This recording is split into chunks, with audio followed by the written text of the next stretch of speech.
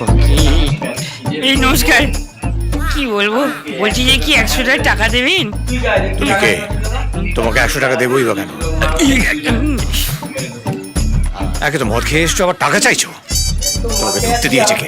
আরে সেটা বড় কথা নয়। এরপর আপনি যদি আর একটা প্রশ্ন জিজ্ঞেস করেন তাহলে 200 রুপিস, মানে পার কোশ্চেন 100 রুপিস করে।